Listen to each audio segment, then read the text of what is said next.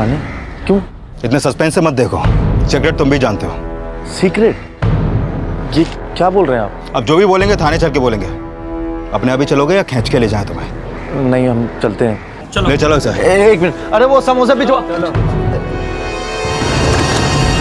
Sir, माँ ने बताया था कि आप लोग उससे नम्रता के बारे में पूछ रहे थे।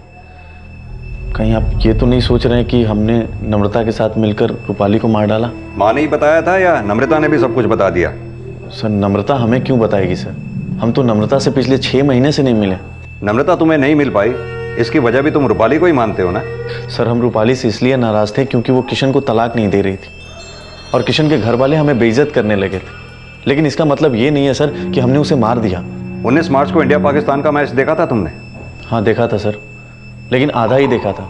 लेकिन सर, हम शास्त्री नगर नहीं गए जहाँ रूपाली का मर्डर हुआ था। तो तुम्हारी माँ ने तुम्हें सब कुछ बता दिया कि हमने उससे क्या क्या पूछा था, इसीलिए जवाब तैयार करके लाए हो? सर, आप चाहे तो हमारे फ़ोन की लोकेशन डिटेल निकलवा दीजिए, आपको पता चल जाएगा कि हम उस दिन अपने मोहल्ले में ही थे सर। तो तुम्हें यह भी पता है कि हम कैसे काम करते हैं? सर, बेकार में शक कर रहे हैं आप हम पे। रूपाली हमारी बहन थी सर, ये उसके पिछले साल की राखी है जो आज तक हमने नहीं खोली है, और आप सोच रहे हैं कि हमने उसे मार दिया? तुमने नहीं मारा तो फिर नम्रता ने रूपाली को मारा? नम्रता का पता नहीं सर, लेकिन एक इंसान और था जो उसे बहुत नफरत करता था। कौन? ऋषिकेश। जब किशन के घर वालों ने रूपाली और किशन की शादी से मना कर दिया तो हमने और माँ ने उसकी शादी ऋषिकेश से करानी चाहिए, लेकिन रूपाली ने गुस्से में आकर ऋषिकेश की बहुत बेइज्जती कर दी सर। हमें जब किशन के अलावा किसी से शादी ही नहीं करनी तो वो चाहे धन्ना सेठ हो या राजकुमार, हमें नहीं देखना उसे। माँ समझाओ इसे, ऋषिकेश जी आकर के नीचे बैठे हुए हैं। तो भेज दो उसे, हम नहीं आएंगे बाहर। अरे धीरे बात कर, सुन लेंगे वो। रूपाली, हमारी बात सुन बेटा, घर आए हुए मेहमान का इस तरह से अपमान नहीं करते। भैया के कहने पर एक बार मिल तो सही। एक बार ना? अरे रूपाली, मेरी बात सुन। रूपाली मेरी बात सुन। रूपाली बेटा सुन। तो आप हमसे शादी करना चाहते हैं? हमारे पास्ट के बारे में कुछ जानते भी हैं? रूपाली चलो। उनको मत देखिए, वो सच छिपाए होंगे। हम आपको बताते हैं, हम बचपन से किशन से प्यार करते हैं और उनको अपना मन ही नहीं तन भी सौंप चुके हैं। क्या आप भी हमसे शादी करना चाहते हो? रूपाली, संजय, अगर तुम्हारी बहन हमसे शादी नहीं करना चाहती तो हमको क्यों बुलाया? बेइज्जत करने के लिए? संजय ने, तुम्हारे भाई ने तुम्हारे बारे में सब कुछ बता दिया था हमको। अभी पता चला है तुम दुखियारी नहीं, झांसी की रानी हो। जब सच जान ही चुके हो तो अब तक क्या खड़े क्यों? एक बात बताने के लिए, किशन से ज्यादा पैसे वाले हम। जो किशन तुमको दे सकता है वो सब हम दे सकते हैं।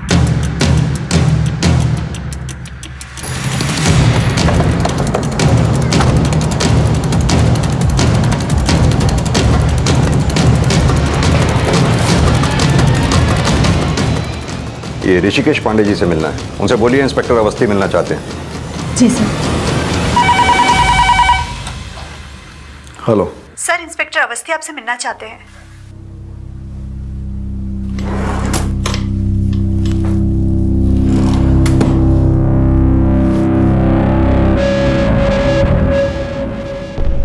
मिस्टर ऋषिकेश। या welcome sir, please have a seat. Thank you. I guess आप लोग रूपाली मर्डर केस के सिलसिले में हमसे मिलने आए हैं। ये हवा में टिकती है या उड़ जाती है? मतलब? ये आपका पैच। बड़ा अच्छा मजाक कर लेते आप। हम यहाँ मजाक करने नहीं आए। हम भी यहाँ मजाक करने नहीं, धंधा करने बैठे हैं। विजिटर के लिए हमारे पास कोई टाइम नहीं, लेकिन आप लोग आए थे इसके लिए टाइम दे दिया ताकि आपको गलत फहमी ना हो हमारे बारे में। एक बात आपको क्लियर कर देते हैं, ये रूपाली ने हमारे साथ जो किया वो 3 साल पहले की बात है। हम इतने सरफिरे नहीं कि 3 साल बाद उस बात का बदला ले। हमने लोगों को 10-10, 20-20 साल तक नफरत पालते हुए देखा है। आप तो धंधा करने वाले हैं, धंधे का भी एक असूल होता है, काम गलत वक्त पे किया जाए तो नुकसान ही होता है। 3 साल तक बदला लेने का इंतजार किया आपने। रूपाली को तब मारा जब उसे मारने का मोटिव रखने वाले कई ऐसे लोग हैं जिन पे आपसे ज्यादा शक जाएगा। अरे शक करना तो आपका फर्ज है, आपकी ड्यूटी है, लेकिन हम अपने बारे में कह देते हैं हमने कुछ नहीं किया। रूपाली को मारने वाले कई सारे हो सकते हैं क्योंकि वो लड़की थी ऐसी। अरे जिस लड़के ने उसके साथ सब कुछ किया और उसको छोड़ दिया, उसी लड़के के साथ शादी की उसने। आखिर क्यों? क्यों? ये रूपाली में हमको प्यार कम, सौदेबाजी ज्यादा दिखाई दी। रूपाली ने आपसे क्या सौदा किया? सौदा तभी होता है जब चीज पसंद आ जाए। हम तो अपने उम्र से मात खा गए, धंधा करने बैठे हम, चेहरा देख के इंसान को पढ़ लेते हैं। रूपाली को एक बार मिले थे, पढ़ लिया था पहली बार में। आप लोगों ने तो अभी उसके बारे में जानना शुरू किया है। उसके गुजरने के बाद आप लोग क्या समझ पाओगे क्या चीज थी वो। सर ये आदमी है तो बड़ा शातिर, बात घुमाकर भटकाने की कोशिश कर रहा था। इसके ऑफिस, घर, मोबाइल सबके कॉल रिकॉर्ड्स निकलवाओ। देखो कहीं इसने रूपाली को मारने के लिए किसी को हायर तो नहीं किया था। सर रूपाली के भाई संजय के बाद ऋषिकेश से की गई पूछताछ से रूपाली की शख्सियत के कई नए पहलू सामने आए, लेकिन अब तक जिन्हें सस्पेक्ट समझा जा रहा था उनके खिलाफ पुलिस कोई भी सबूत नहीं जुटा पाई थी। सर इन सबके पास रूपाली को मारने का मोटिव तो है, लेकिन इनमें से किसी के भी खिलाफ अभी तक हमारे पास कोई सबूत नहीं है। लेकिन सर जब मैंने रूपाली के बैंक स्टेटमेंट और फाइनेंशियल रिकॉर्ड चेक किए तो पता चला कि इसके अकाउंट में इस वक्त 1,27,000 रुपए हैं और उसकी हत्या से पहले उसके अकाउंट से कोई बड़ा विड्रॉल भी नहीं हुआ। सर एक बात और, रूपाली ने अपनी 1.5 लाख की एफडी के अकाउंट अभी 6 महीने पहले क्लोज किया था। विद इंटरेस्ट उसने वहां से करीब 2 लाख रुपए विड्रॉ किया था। पार्लर खोलने का प्लान 2 महीने पहले बना, तो फिर रूपाली ने 6 महीने पहले अपना एफडी अकाउंट क्यों क्लोज किया? और सबसे बड़ा सवाल, उन पैसों को रूपाली ने अब तक रखा कहां पर होगा? सर हो सकता है रूपाली ने वो पैसे रेशमा के पास रखे हों, लेकिन रेशमा ने यह बात अभी तक हमें नहीं बताई। वहीं दूसरी ओर, अगर रूपाली का कंट्रीब्यूशन उस पार्लर में 4 लाख रुपए का था और उसके पास सिर्फ 2 लाख रुपए थे, तो बाकी के पैसे उसके पास आए कहां से? शर्मा, आई एम श्योर ये रेशमा जरूर इस बारे में कुछ जानती है जो हमसे छिपा रही है।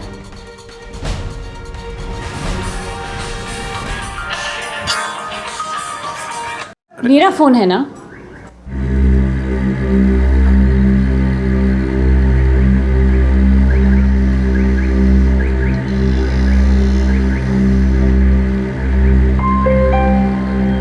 कहीं ऐसा तो नहीं रूपाली रेशमा और आदित्य को पार्लर में अपने हिस्से का पूरा पैसा ना दे पाई हो और रूपाली का मर्डर इसी पार्टनरशिप डिस्प्यूट से जुड़ा हो सकता है सर, क्योंकि रूपाली और उनका पार्लर उसी एरिया में है जहां पे रेशमा और आदित्य रहते हैं और रूपाली का मर्डर भी उसी एरिया में हुआ।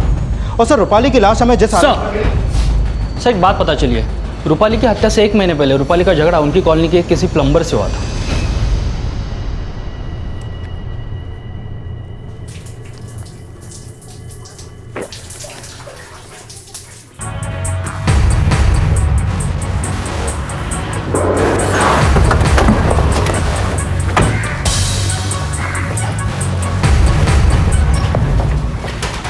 जयेश का घर है ना ये? जी हाँ साहब। पांडे सर्च करो। साहब अब क्या किया हमारे बेटे ने? क्यों, जयेश रोज कोई नया कांड करता है क्या? नहीं साहब, ऐसा अंदर कोई नहीं मिला। कहाँ है जयेश? साहब वो काम पर गया हुआ है। कहाँ काम करता है वो?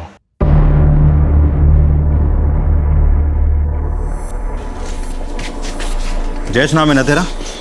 हाँ साहब। चल साहब। अरे साहब क्या मार रहे हैं आप हमको? क्या किए? अब तू खुद सोच क्यों मार रहे हैं तुझे? साहब कहीं आप ऐसा तो नहीं सोच रहे कि रूपाली मैडम को हम मार दिए? बिल्कुल सही सोचा। अब बोल क्यों और कैसे मारा रूपाली को तूने? हम नहीं मारे उनको, हम तो उस इलाके में जाने से भी डरते हैं साहब। रूपाली का मर्डर भी उसके इलाके में नहीं, शास्त्री नगर में हुआ था। शास्त्री नगर में हुआ हो या दुर्गा नगर में, मगर हम उनको नहीं मारे हैं साहब। लगता है ऐसे नहीं मानेगा तू।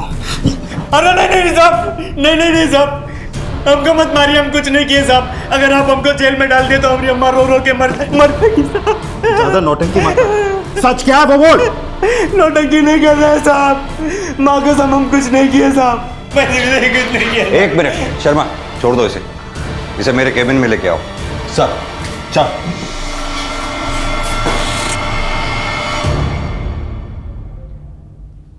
आराम से चल। माना रूपाली को तूने नहीं मारा, लेकिन रूपाली ने तुझे मोहल्ले वालों से क्यों पिटवाया था? साहब रूपाली मैडम को गलतफहमी हो गया था, हम ऐसा कुछ नहीं किए थे जैसा वो सोच ली थी। अच्छा तू तो प्लम्बर है ना? जी साहब। तूने रूपाली के अड़ोस पड़ोस में सभी घरों में काम किया होगा? जी साहब। एक बात बता, रूपाली के घर के आस पड़ोस में क्या कोई ऐसा था जिससे रूपाली की ना बनती हो या जो रूपाली को पसंद ना करता हो?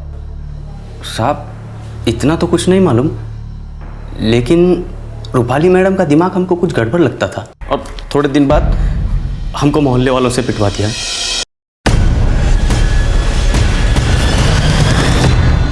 साहब, हमको एक और बात याद आया। वो रूपाली मैडम का दोस्त है ना, वो पार्लर फ्रेंड। कौन? रेशमा? जी साहब, उसका और रूपाली मैडम के भाई संजय का कुछ तो चक्कर है साहब। हम एक दो बार रूपाली मैडम के भाई को रेशमा मैडम के घर जाते देखे हैं।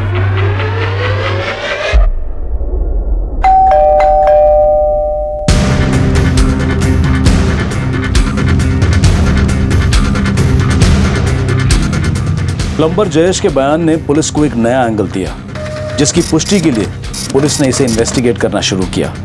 साथ साथ पुलिस इस थ्योरी पर भी काम कर रही थी कि कहीं रूपाली का मर्डर रूपाली, आदित्य और रेशमा के किसी पार्टनरशिप डिस्प्यूट से तो नहीं जुड़ा था। फिलहाल पुलिस इसका कोई सुराग तो नहीं जुटा पाई थी, लेकिन संजय और रेशमा के अफेयर के संकेत मिल गए। सर, संजय और रेशमा के अफेयर के ही नहीं, बल्कि रेशमा के एक पड़ोसी से पूछताछ में यह भी बात सामने आई है कि उसने एक बार रूपाली और रेशमा को किसी बात पर झगड़ते हुए भी देखा था। ये संजय और रेशमा दोनों को लेके आओ, फिर देखते हैं रूपाली के मर्डर केस में इन दोनों के अफेयर का क्या कनेक्शन हो सकता है। सर,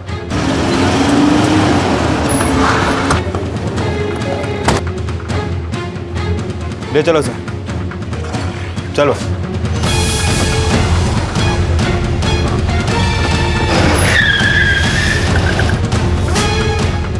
रेशमा, पुलिस आई है। पुलिस?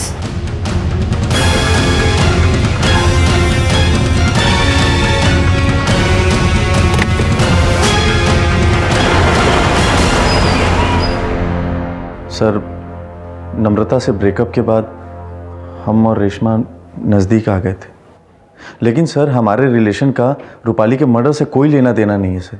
रूपाली को तुम दोनों के रिश्ते के बारे में पता था? बोलोगे या बुलवाएं? हाँ सर, पता चल गया था उसे, इसलिए वो हमसे नाराज हो गई थी। रेशमा, शर्म आनी चाहिए तुम्हें। अपने पति को भी धोखा दे रही हो और हमारे भैया को भी।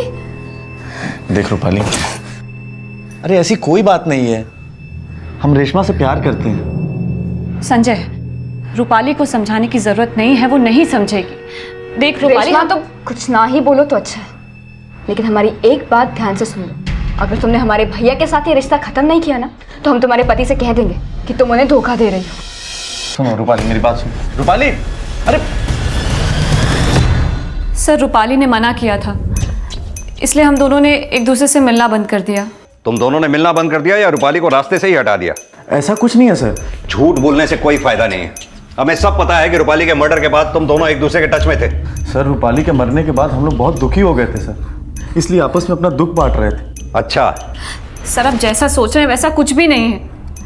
अगर रूपाली को हमसे कुछ प्रॉब्लम होती तो वो हमारे साथ पार्टनरशिप में पार्लर क्यों खोलती? क्या पता तुम उस वक्त रूपाली को बेवकूफ बना रही थी। एक बात बताओ, रूपाली ने तुम्हें पार्लर में इन्वेस्ट करने के लिए अपने हिस्से का पैसा दिया भी था या तुम हमसे कुछ छिपा रही हो?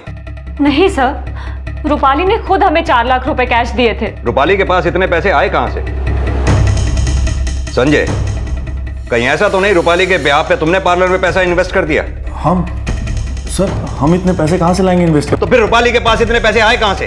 सर, हम सच कह रहे हैं, रूपाली ने खुद हमें पैसे दिए थे। आप चाहे तो आदित्य से पूछ सकते हैं।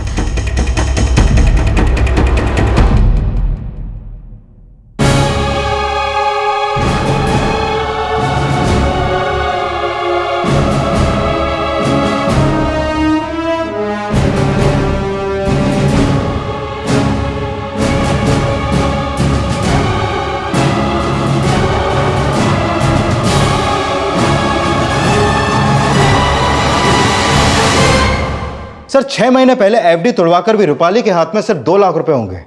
अगर रूपाली ने अपने हिस्से का पूरा 4 लाख रुपए दिया तो अब सवाल ये उठता है कि बिना कोई सोर्स ऑफ इनकम के रूपाली के पास इतने पैसे आए कैसे? तुम्हें याद है शर्मा, ऋषिकेश ने रूपाली के बारे में क्या कहा था? ये रूपाली में हमको प्यार कम, सौदेबाजी ज्यादा दिखाई दी। कहीं ऐसा तो नहीं कि रेशमा ने रूपाली से बिना पैसे लिए उसे अपने सलून में पार्टनर बना लिया और रूपाली से यह शर्त रखी कि वो आदित्य से संजय और रेशमा के रिश्ते के बारे में ना बताए, और आदित्य को दिखाने के लिए वो पैसे संजय ने दिए हों? लेकिन सर, जिस लड़की के संस्कार ऐसे हों कि अपने ससुराल वालों का जुर्म सहने के बाद भी अपने पति को तलाक ना दे, वो लड़की ऐसा करेगी? शर्मा, तुम भूल रहे हो कि किशन की मां ने रूपाली के सुसाइड अटेम्प्ट को एक नाटक माना था। हो सकता है रूपाली का सुसाइड अटेम्प्ट करना किशन के परिवार वालों को ब्लैकमेल करने की साजिश हो। जयेश ने भी तो बोला था कि उसने रूपाली को खुद को पीट पीट कर चिल्लाते हुए देखा था। एक बार हम उनके घर के बाथरूम में काम कर रहे थे, तभी हम उनके चीखने का आवाज सुने। तो सर आप कहना चाह रहे हैं कि रूपाली के ससुराल वाले रूपाली को टॉर्चर नहीं करते थे, बल्कि रूपाली पूरी दुनिया को ऐसा दिखाने की कोशिश कर रही थी? ऐसा हो सकता है शर्मा। शायद ही आज के जमाने में कोई लड़की ऐसी होगी जो अपने ससुराल वालों का इतना टॉर्चर सहकर तलाक न लेना चाहे। रूपाली को कैसे मारा, क्यों मारा, किसने मारा, यह जानने के लिए हमें रूपाली को अच्छे से समझना होगा, तभी रूपाली के मर्डर की कहानी साफ हो पाएगी। रूपाली की जिंदगी से जुड़े कुछ मुद्दे ये सवाल खड़े कर रहे थे कि अगर रूपाली 3 साल से किशन और उसके माता पिता की हिंसा का शिकार हो रही थी तो ऐसा कौन सा राज था, ऐसी कौन सी वजह थी कि रूपाली किशन से तलाक नहीं लेना चाहती थी। ये सवाल भी उठ रहे थे कि क्या किशन से शादी करने के लिए रूपाली ने वाकई में आत्महत्या का नाटक किया था। इस शक की पुष्टि करने के लिए पुलिस उस डॉक्टर से मिली जिसने आत्महत्या की कोशिश के बाद रूपाली का ट्रीटमेंट किया था। हाँ सर, उस दिन जब रूपाली ने सुसाइड करने की कोशिश की थी तो मैंने ही उसका ट्रीटमेंट किया था। सर मुझे अच्छे से याद है कि उस दिन उसके भाई और उसकी माँ उसे मेरे हॉस्पिटल लेकर आए थे। अच्छा डॉक्टर साहब, एक बात बताइए, रूपाली के घर से आपका हॉस्पिटल करीब 20 से 25 मिनट की दूरी पे है। रूपाली ने ऐसी कितनी नींद की गोलियां खा ली होंगी जिसके बावजूद आपने उसे सेफली बचा लिया? सर इस इंसिडेंट को ऑलमोस्ट 3 साल हो गया। मैं एग्जैक्टली तो कुछ नहीं कह सकता, लेकिन हाँ रूपाली का भाई मुझसे बता रहा था कि रूपाली ने पूरी बॉटल नींद की गोलियां खाई हैं सर। लेकिन जब उसे मेरे पास लाया गया था तो रूपाली की कंडीशन इतनी क्रिटिकल नहीं थी। सर मुझे नहीं लगता 7-8 गोलियों से ज़्यादा खाई होंगी। सर हमने जब रूपाली को देखा उसके हाथों में नींद की गोलियों की खाली बोतल थी। हमें लगा सर कि उसने सारी गोलियां खा ली हैं। उसकी हालत बहुत क्रिटिकल थी सर। सुजाता जी के फोन करने के बाद तुम कितनी देर में घर आए? 10-15 मिनट में आ गया था सर। और घर से हॉस्पिटल पहुंचने में कितना टाइम लगा होगा? वही कोई 15-20 मिनट। क्योंकि रूपाली ये बात अच्छी तरह से जानती थी कि उसको आसानी से बचा लिया जाएगा। ऐसी बात नहीं है सर। रूपाली किशन और उसके घर वाले के दिए धोखे से बहुत हर्ट थी। वो कोई नाटक नहीं कर रही थी। रूपाली नाटक कर रही थी या नहीं कर रही थी ये तो रूपाली ही जानती थी। आप लोग ये बताइए कि क्या आप लोग भी इस नाटक में शामिल थे? आप कुछ भी सोच रहे हैं सर। और आप क्यों चुप हैं? साहब हम झूठ नहीं बोल रहे हैं, हमने जो देखा हमने वही बताया है। कई बार आंखों का देखा भी नजरों का धोखा हो जाता है। सर माना रूपाली का आत्महत्या करना उसकी साजिश रही होगी, लेकिन हत्या तो रूपाली की ही हुई है। अगर हम ये भी मान लें कि उसकी साजिश में रूपाली की माँ और भाई दोनों शामिल रहे होंगे तो अब सवाल ये उठता है कि रूपाली के मर्डर में उनका क्या मोटिव हो सकता है। लेकिन शर्मा, रूपाली की हत्या का मोटिव तो कई लोगों के पास था और सबसे बड़े सस्पेक्ट तो खुद उसके ससुराल वाले हैं। अब जानना यह है कि रूपाली अपने ससुराल वालों की ज्यादतियों का शिकार थी या उसके ससुराल वाले रूपाली की ज्यादतियों का शिकार थे।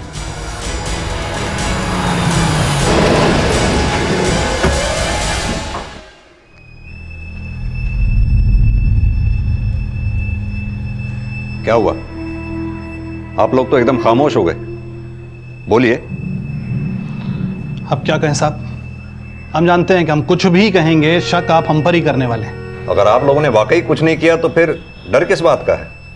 सर हम डरपोक नहीं हैं, लेकिन रूपाली ने दुनिया के सामने हमारी ऐसी छवि बना दी थी, उससे हमें बहुत बड़ा धक्का लगा था साहब। गलत वो खुद थी, लेकिन दुनिया ये समझती थी कि हम उस पर ज्यादती करते हैं।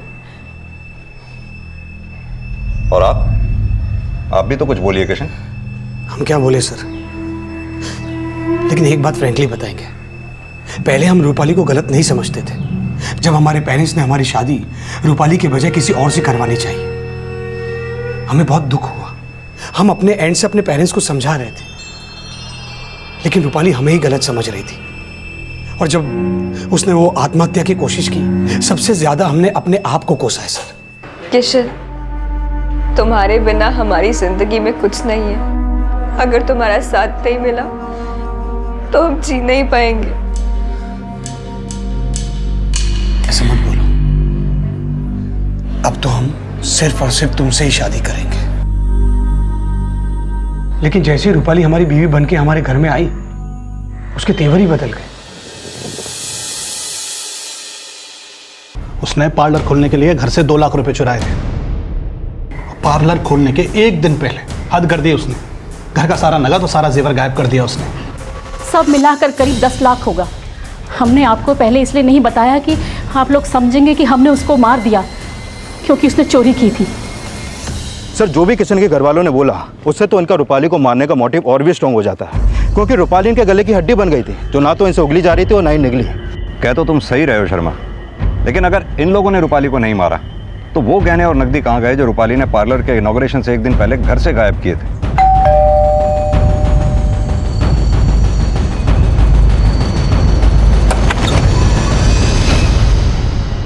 सर, हम पहले भी कह चुके हैं, रूपाली ने हमें कोई पैसे दिए ही नहीं रखने के लिए। सिर्फ पैसे ही नहीं, गहने भी चुराए थे रूपाली ने अपने ससुराल से। चुराए थे? सर, हमें इसके बारे में कुछ नहीं पता। पता नहीं है, इतने पैसे और गहने देखकर नीयत खराब हो गई। हम इतने गए गुजरे भी नहीं है सर कि पैसे के लिए अपनी दोस्त को ही मार दें। रूपाली की सास पहले भी इसी तरह से आरोप लगाती रहती थी उस पे। हम कह रहे हैं ना साहब, उसने चोरी नहीं की होगी। और फिर हम जेवर के बारे में आप हमसे बार बार क्यों पूछ रहे हैं? चलो मान लेते हैं रूपाली ने जेवर चोरी नहीं किए होंगे, लेकिन रूपाली के ससुराल वाले झूठ बोल रहे हैं, इस बात की क्या गारंटी है? आपकी चुप्पी बता रही है या तो आप रूपाली की असलियत छुपा रही हैं या फिर अभी तक रूपाली को आप समझ ही नहीं पाई। सुजाता बहन, सुना है बहन जी, रूपाली और किशन का रिश्ता टूट गया है। बड़े ही खराब लोग निकले, बेचारी रूपाली को ऐसे ही मझधार में छोड़ दिया। और नहीं तो क्या। बुरा ना मानना बहन, रूपाली के साथ किशन ने कुछ ऐसा वैसा तो किया नहीं ना?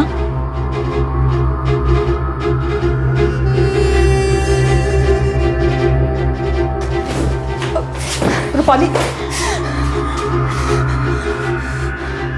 हम छोड़ेंगे नहीं उन लोगों को। जितना जलील उन्होंने हमें किया है ना, उससे ज्यादा जलील करेंगे उनको। हमें लगा था रूपाली जो भी बोल रही है गुस्से में बोल रही है। हमें जरा भी अंदाजा नहीं था कि वो सच में उन लोगों के साथ वैसे ही कर देगी।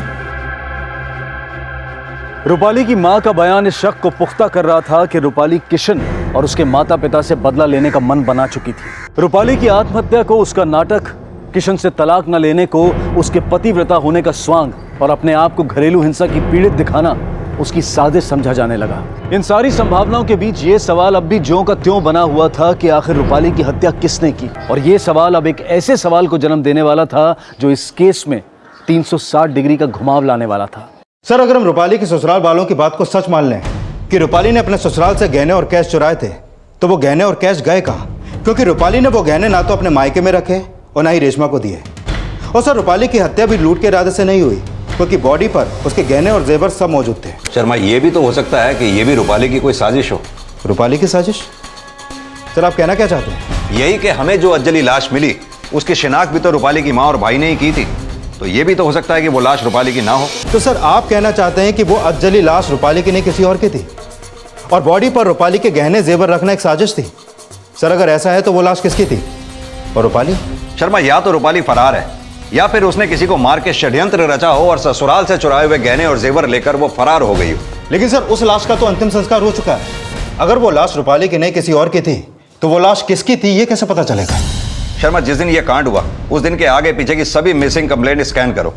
और हाँ, रूपाली की इस फ्रेंड रेशमा पे भी कड़ी नजर रखो। मुझे लगता है रूपाली की इस प्लानिंग में रेशमा का भी हाथ है। और हाँ, ये रूपाली के भाई संजय को भी उठा के लाओ। इस लाश की शिनाख्त इसी ने की थी ना? देखते ही देखते रूपाली को विक्टिम से इस केस का प्राइम सस्पेक्ट समझा जाने लगा। लेकिन अगर रूपाली की हत्या नहीं हुई थी तो वो लाश किसकी थी जिस लाश को रूपाली की लाश समझा गया? और अगर रूपाली जिंदा थी तो वो अब तक कहां थी? एक तरफ पुलिस 19 मार्च की मिसिंग कंप्लेंट्स को स्कैन करके ये पता लगाने की कोशिश कर रही थी कि उस रात अगर रूपाली नहीं तो फिर किसकी हत्या हुई थी, और दूसरी तरफ रूपाली के भाई से ये पता लगाया जा रहा था कि रूपाली अब कहां थी। सर बता रहा हूँ सर, हमको सच में लगा था कि वो रूपाली की बॉडी है। सर, हम कुछ नहीं छुपा रहे हैं सर, और हमको तो ये भी नहीं लगता कि रूपाली ऐसा कुछ कर सकती है। ऐसे नहीं बोलेगा सर, मैं सच संजय का बयान पुलिस की इस थ्योरी को खारिज कर रहा था कि रूपाली विक्टिम नहीं सस्पेक्ट है। लेकिन रेशमा के अचानक गायब होने की सूचना ने पुलिस थ्योरी को और भी स्ट्रांग बना दिया था। सर, रेशमा का फोन बंद है। सर, हमने उसे फ़ोन नहीं किया था और कल रात आपके जाने के बाद रेशमा यहाँ से चली गई थी। कुछ बता के नहीं गई? कहाँ जा रही है? सर, जब से हमें रेशमा और संजय का रिलेशन पता चला हमने उससे बात करना छोड़ दिया था। कल रात जब वो घर नहीं आए तब भी हमने उसे कॉल नहीं किया। वो छुपा तो नहीं रहे हमसे? सर आपसे छुपा के हमें क्या मिलेगा? हम तो किसी को मुंह दिखाने के लायक नहीं रहे। रेशमा तो हमें यह दिखाने की कोशिश कर रही थी कि उसे उसके गलती का एहसास हो रहा है, लेकिन सच पूछे तो हम उसे समझ ही नहीं पाए। आदित्य, हमसे गलती हो गई, हम बहुत शर्मिंदा हैं आदित्य। प्लीज हमें माफ कर दो आदित्य, प्लीज। सर अब तक तो हमें यह लग रहा था कि रेशमा संजय के साथ कल रात से होगी, लेकिन संजय तो सुबह हमारी कस्टडी में था। रेशमा संजय से मिलने गई थी या रूपाली के पास गई थी? रूपाली? सर आप ये क्या कह रहे हैं सर? उसका तो मर्डर। रूपाली का मर्डर हुआ या किसी और का, ये तो वक्त बताएगा। लेकिन अगर हमें यह पता लगा कि इन सब में तुम्हारा भी हाथ है तो अच्छा नहीं होगा। देखिए सर, हमें जो कुछ पता था हमने आपको बता दिया, और अब आप क्या बोल रहे हैं हमें कुछ समझ में नहीं आ रहा है। शर्मा, पता करो ये रेशमा का फ़ोन किस लोकेशन पे बंद हुआ। कैसे भी करके इस रेशमा को ट्रेस करने की कोशिश करो, क्योंकि हो सकता है रेशमा के गायब होने का राज ये हो कि उस रात रूपाली नहीं किसी और का मर्डर हुआ हो, और इस मर्डर की साजिश में रूपाली और रेशमा इन दोनों का हाथ हो। सर, रेशमा का गायब होना भले ही रूपाली से जुड़ा नजर आ रहा था, लेकिन जल्द ही एक सूचना ने पुलिस इन्वेस्टिगेशन को और भी ज्यादा जटिल बना दिया।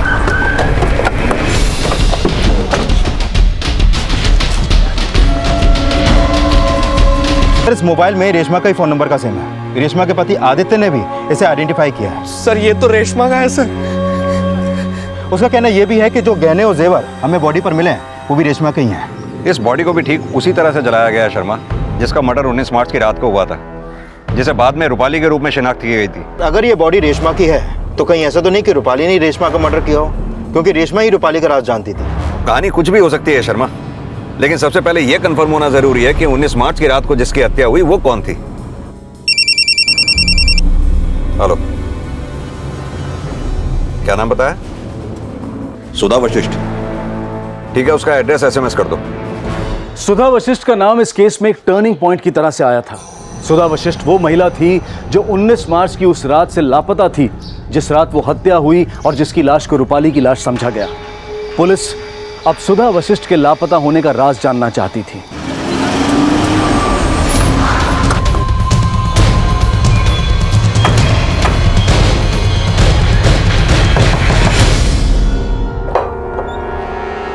दिवाकर।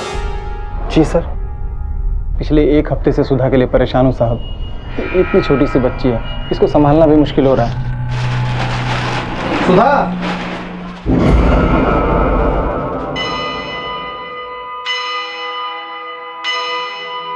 19 मार्च को जब आप घर से ऑफिस के लिए निकले तब सुधा और बच्ची घर पर थी।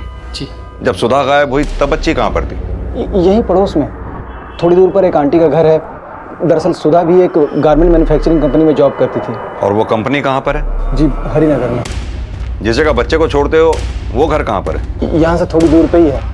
उस दिन सुधा ने बच्ची को वहाँ आंटी के घर पे छोड़ा और फिर हरिनगर गई जहाँ पे वो जॉब करती थी।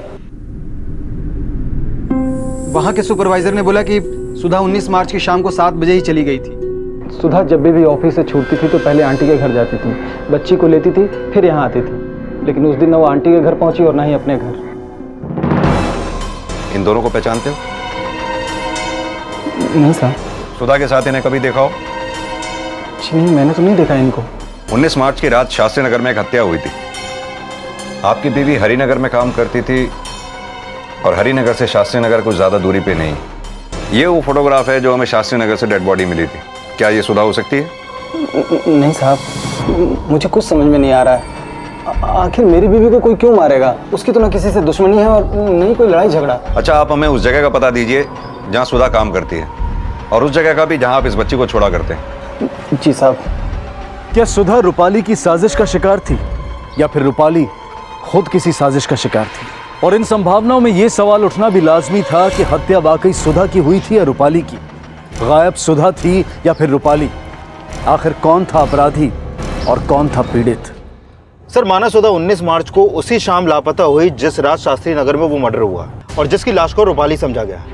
लेकिन सर, हो सकता है वो लाश सुधा की हो सकता है। लेकिन सर, अगर रूपाली लापता भी है तो उस केस में हमारे पास अभी कोई लीड नहीं है। शर्मा, लीड तो ढूंढनी पड़ेगी। हरिनगर चलते हैं जहाँ सुधा काम किया करती थी, शायद कुछ हाथ लगे। सर।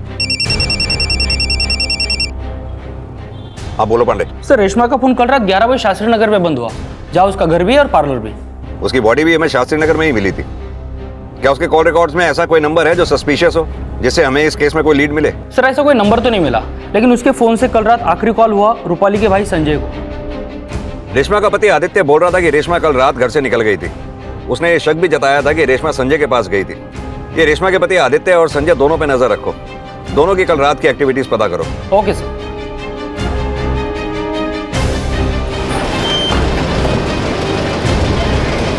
हाँ सर, सुधा 19 मार्च को सुबह 10 बजे यहाँ आई थी और शाम को 7 बजे चली गई। ये देखिए उसके एंट्री और एग्जिट के साइन भी है।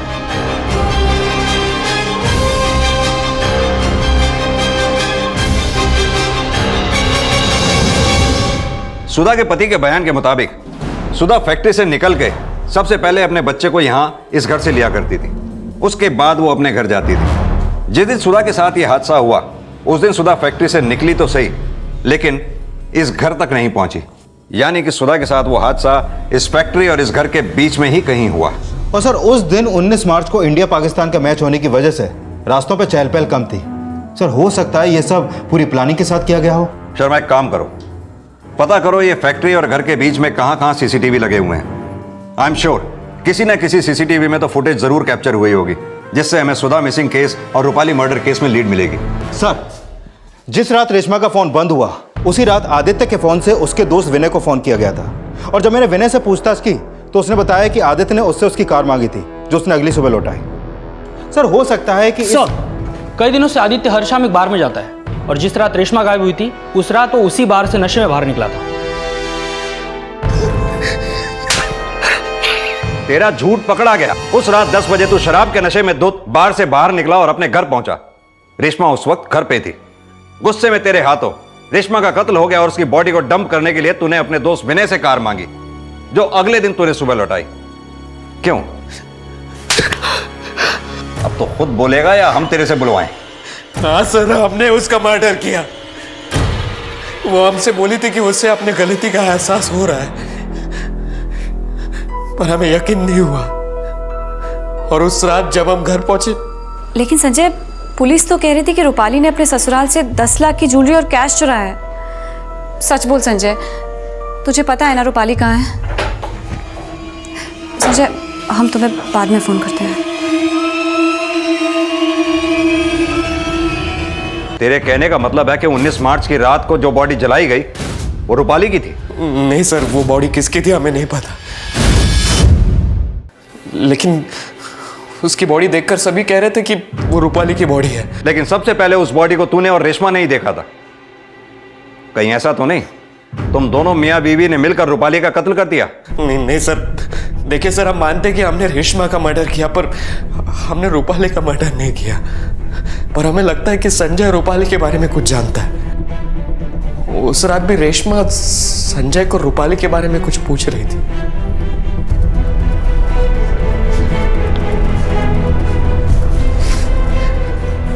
सर, रेशमा को ऐसा लगता है कि हमें पता है कि रूपाली का है, लेकिन हमें नहीं पता सर कि रूपाली का है। हमें तो ये भी नहीं पता कि किसका मर्डर हुआ। पांडे सर, इसे तब तक मारते रहो जब तक ये सच ना बोले। नहीं सर, मैं सच बोल रहा हूँ सर। सर, मैं सच बोल रहा हूँ। संजय सच बोल रहा था, ये अब भी साफ नहीं था, और ये भी अब तक राज बना हुआ था कि रूपाली अब कहाँ थी। और तभी पुलिस को सुधा से जुड़ी एक इन्फॉर्मेशन मिली। 19 मार्च की शाम सुधा को किडनैप किया गया था, और उस किडनैपिंग की फुटेज एक सीसीटीवी में कैप्चर हुई थी, जो इसमें है।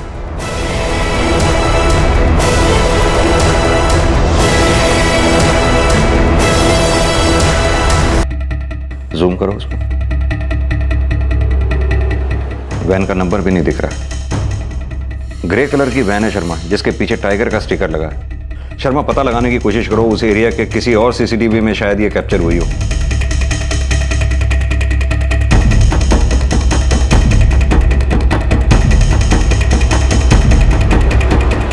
और कुछ ही घंटों में पुलिस ने आखिर उस वैन के नंबर का पता लगा लिया और उस एड्रेस पर पहुंची जिस एड्रेस पर वो वैन रजिस्टर्ड थी।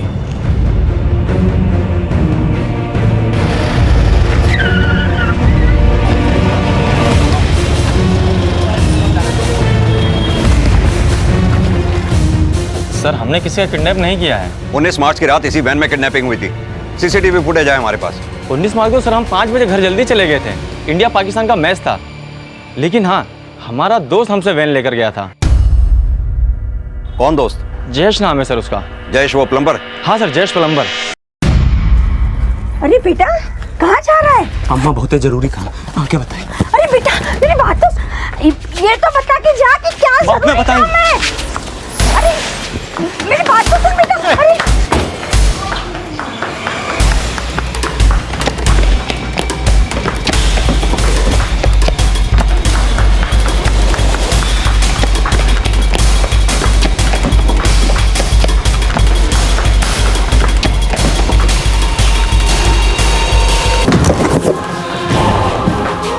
अब बता, बोल क्यों मारा सुधा को? बोल। आपको पैसा दिया था साहब। किसने दिया था पैसा? वो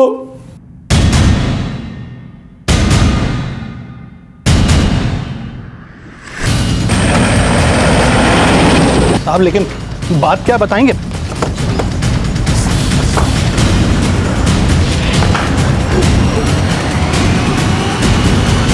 ये लो पकड़ो।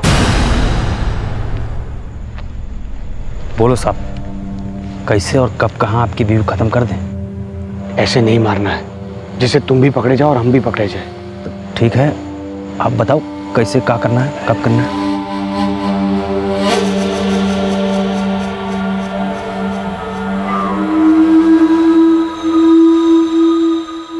वो लोग हमको ऐसा लाश का इंतजाम करने के लिए पैसा दिया जिसका रंग रूप कद काटी सब रूपाली मैडम से मिलता हो। तब हम और ही मिलके खूब छानबीन किया तो एक दिन हमको सुधा दिखी।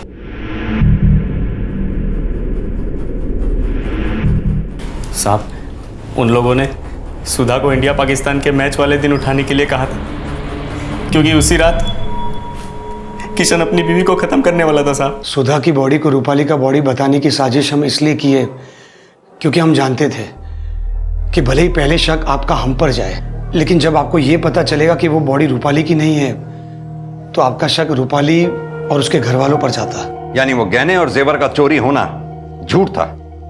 हाँ सर, वो हम लोगों ने झूठ बोला था, लेकिन इसका यह मतलब नहीं है सर कि रूपाली चोर नहीं थी। उसने पूरे 2 लाख रुपए घर से चुराए थे अपने पार्लर को खोलने के लिए। और ये भी झूठ नहीं है, उसने हम सब की जिंदगी नरक बना दी थी। सर, रूपाली को दुखियारी और पीड़ित समझने की भूल मत करिएगा। वो वैसी ही थी जैसा हम आपको बताएं। उसने हमारा और हमारे परिवार वालों का जीवन नरक बना दिया था। सर, हम तंग आ गए थे रूपाली से। उसको बहुत बार समझाने की कोशिश की है, गिड़गिड़ाया उसके सामने, पर वो हमारा पीछा छोड़ने को तैयार ही नहीं थी। हाथ जोड़ते तुम्हारे सामने, बस करो ये बदले का खेल प्लीज। तुमको हमसे जितना पैसा चाहिए ना ले लो, बस तलाक दे दो हमको यार प्लीज। तलाक तो नहीं देंगे, पर अगर तुम यूं ही जिद करते रहे ना तो तुम्हें और तुम्हारी फैमिली को घरेलू हिंसा के जुर्म में जेल भिजवा देंगे। प्यार करते थे ना हमसे तो जिंदगी भर तो झेलना ही पड़ेगा।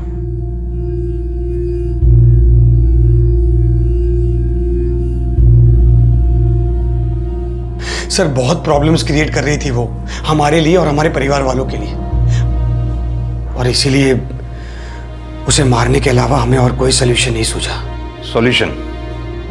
सॉल्यूशन ना कभी गुस्से से निकलता है, ना किसी से डर के चुप हो जाने से, और ना ही कोई साजिश रच के। माना रूपाली ने जो भी किया वो गलत था, सुधा का क्या कसूर था? बदला लेने के लिए तुमने एक नन्ही सी बच्ची के सिर से मां का साया तक छीन लिया। अब करो अपने किए का पश्चाताप सारी जिंदगी।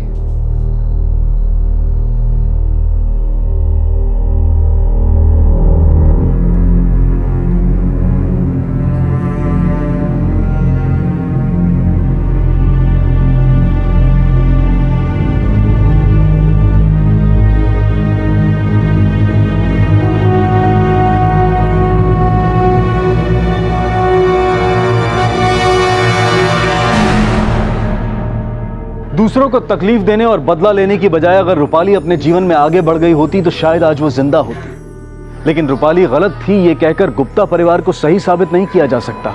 एक जबरदस्ती की शादी, पर उससे बाहर निकलने के लिए गुप्ता परिवार को कानून का सहारा लेना चाहिए था, लेकिन जुर्म के रास्ते पर चलकर वो बहुत बड़ी गलती कर बैठे। जीवन में चाहे कितनी भी परेशानियां क्यों ना आ जाए, लेकिन जुर्म उसका हल कभी नहीं हो सकता।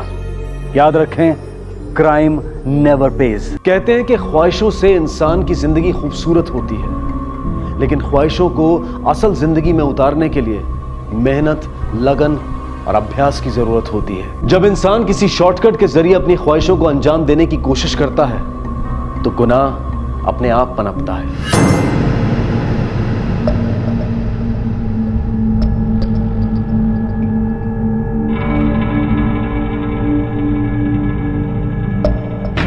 कौन है? मी मदन. कशी आहेस मावशी? हा, तब्येत बरी आहे ना?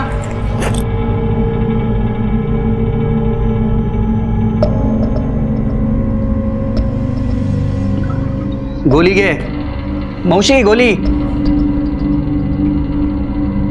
हा, आराम से. मावशी 100 रुपये ठेवतो. हा, येतो. हा,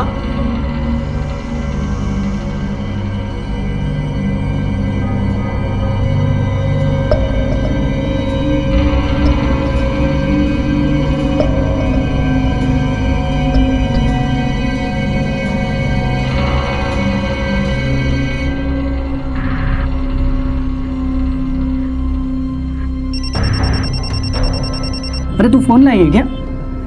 मैं तो फोन नहीं लाई. तो मेरा भी नहीं बज रहा है. तो किसका बज रहा है?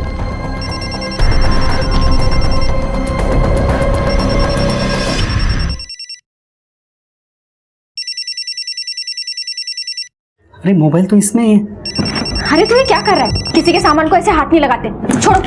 अरे अब उसका नहीं है, मेरा है. मेरे नसीब में लगता है ऊपर वाले ने मोबाइल लाभ लिखा है. तू जाकर जल्दी से ताला तोड़ने वाला लेके आ. नहीं. अरे तुला सांगितलं ना, तू जा ना लवकर. जा तू जा.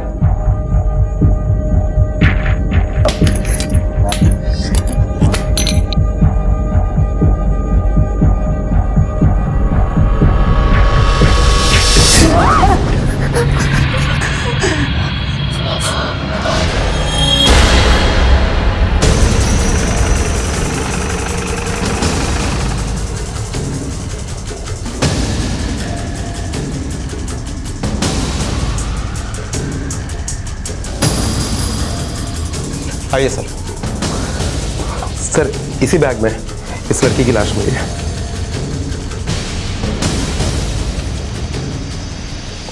सर चेहरा काफी बुरी तरह से कुचला गया है ताकि बॉडी की पहचान ना हो सके. पहचान छिपाने के लिए अगर चेहरे को बिगाड़ा गया है तो मुझे नहीं लगता यहां कुछ मिलेगा. ये टैटू देखो, शायद इस टैटू से इस बॉडी की शिनाख्त हो सके. पता करो ये लिखा क्या है और किसने लिखा है. फिलहाल बॉडी को पोस्टमार्टम के लिए भेजो. सामान बॉडी बैग में थी. ये इन्फॉर्मेशन किसने दी? सर पीसीओ से एक आदमी ने फोन करके इन्फॉर्मेशन दी थी. क्या? घर के अंदर 2 औरतें बैठी हुई और किसी ने पीसीओ से कॉल किया.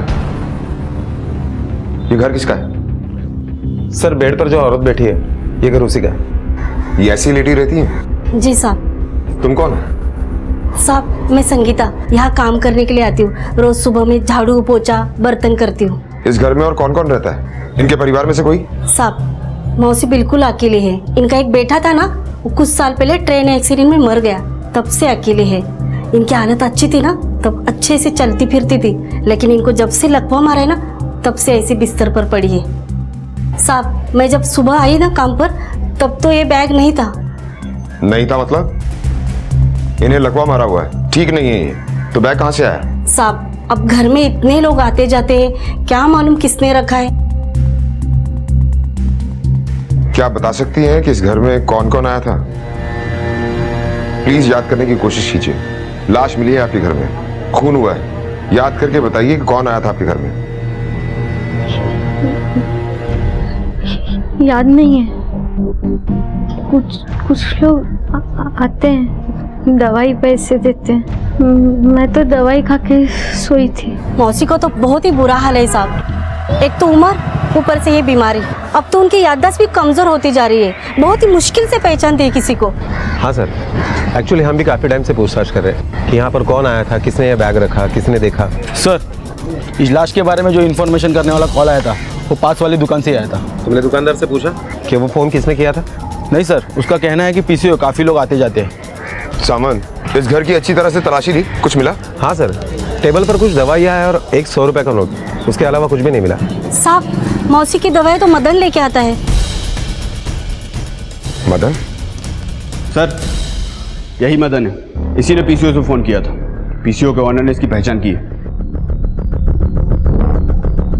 क्यों बे, बड़े अजीब आदमी हो। पहले तो लड़की का खून करता है और उसके बाद पुलिस को खुद ही इन्फॉर्म करता है। हाँ, मैंने फ़ोन किया था साहब, पर खून नहीं किया था। मैं तो बस मौसी को दवाई देने गया था। अच्छा, दवा देने के लिए अंदर पड़े हुए बैग को खोलने की क्या जरूरत थी? मुझे लगा कि इतना बड़ा बैग है, क्या मालूम कुछ पैसे वैसे मिल जाए। सर, पीसीओ के ऑनर ने बताया कि ये अकेला नहीं था, इसके साथ एक औरत भी थी। वो मेरी बीवी है साहब। मैं सब 2 कमरे वाले घर में रहता हूँ साहब। रहने वाले 12 लोग, 1 मिनट भी अकेला रहने को नहीं मिलता साहब। इसलिए मैं कभी कभी अंजलि को उधर बुलाता था, और आज भी बुलाया था साहब, लेकिन उसके पहले मैंने वो देख लिया लाश। अच्छा, एक बात बताओ, ये तुम्हारी पड़ोसी शशिकला मौसी के घर पर कौन कौन आते जाते रहता है? साहब, कोई 4-5 लोग हैं जो अक्सर आते जाते हैं, और सर उन सब लोगों को शशिकला मौसी ने डुप्लीकेट चाबी भी बना के दी है। मजबूरी है साहब उसके पास कमाने का जरिया नहीं था ना, इसलिए उसने अंदर वाला कमरा यूज़ करने के लिए दिया था। कोई उसे गोदाम बनाता था तो कोई उसे अपने काम के लिए यूज़ करता था। महाराष्ट्र मुंबई के ओशिवरा इलाके की एक चौल में रहने वाली बीमार और वृद्ध महिला शशिकला के यहाँ एक बैग में मिली लाश ने सबके होश उड़ा दिए। लाश का चेहरा कातिल ने इस कदर बिगाड़ दिया था कि उसकी पहचान करवाना पुलिस के लिए एक चुनौती थी। सर, ये पोस्टमार्टम लो। ठीक है, तुम जाओ। सावन, रिपोर्ट के हिसाब से किसी नुकीली चीज से पेट में बार बार वार किया गया, इसी वजह से उसकी मौत हुई। मौत का टाइम है 2 से 4 बजे के बीच। हाँ सर, हमने इस टैटू के बारे में इंक्वायरी की। ये एक मंत्र है। सावन, हमें सबसे पहले 2 काम करने होंगे। पहला काम, इस मंत्र की कहानी के बारे में जानना होगा। दूसरा काम ये कि शशिकला के घर में कौन आता जाता है, उसके बारे में सारी इंफॉर्मेशन इकट्ठी करनी होगी। क्या शशिकला इस लड़की को जानती थी? क्या इस कत्ल से उसका कोई वास्ता था? क्या वाकई में शशिकला को नहीं पता था कि उसके घर में एक लाश है, या फिर किसी ने शशिकला की इस हालत का फायदा उठाया था? कौन था वो जिसने इस लाश को यहाँ रखा था, और ये लड़की कौन थी? क्यों कातिल ने इसे मारा था, और शशिकला के घर पर रखने का मकसद क्या था? ऐसे अनगिनत सवाल थे जिनके जवाब अब पुलिस को ढूंढने थे। सर, मदन सच बोल रहा है। उसके साथ जो औरत थी उसकी बीवी ही। ठीक है, तुम जाओ। Okay sir.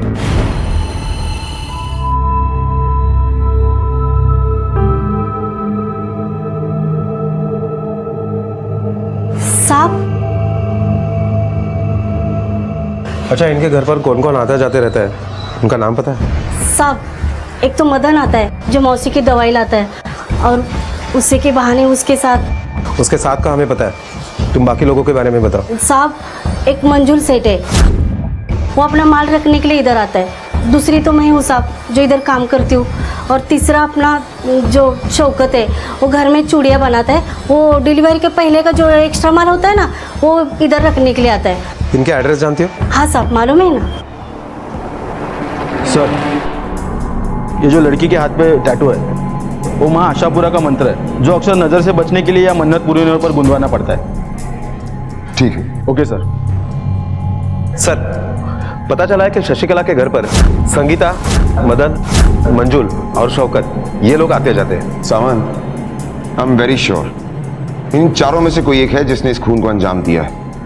इन चारों की कुंडली निकालो। और दूसरी बात ये कि मुंबई में जितने भी आशापुरा माता जी के मंदिर हैं, सबकी डिटेल्स निकलवाओ, पता करो ये मंत्र गूंजने वाले किस किस मंदिर में बैठते हैं। इस मंदिर में हाथ पर गूंजने वाला कोई बैठता है क्या? इस मंदिर में हाथ पर गोदने वाला कोई नहीं बैठता है साहब।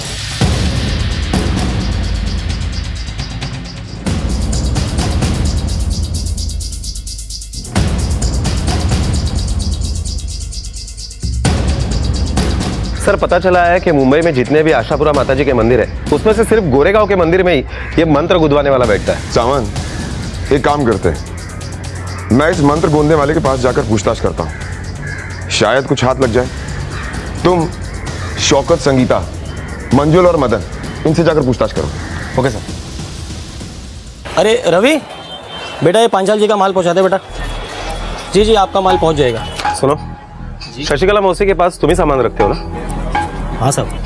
हमारे साथ पुलिस स्टेशन चलो, कुछ पूछताछ करनी है। लेकिन हुआ क्या है साहब? वहाँ एक लड़की की लाश मिली है। चलो चलो साहब, लेकिन मैंने कुछ नहीं किया साहब। चलो साहब, मेरा माल गुजरात से आता है, वो भी हफ्ते में सिर्फ एक बार, और इस हफ्ते तो अभी तक आया भी नहीं है। और पिछले हफ्ते जब आया था मैं तभी गया था साहब वहाँ पर, उसके बाद में साहब कभी नहीं गया वहाँ पर, क्योंकि साहब माल आने में समय था और मैं अपनी नई दुकान शुरू करने में बिजी था साहब।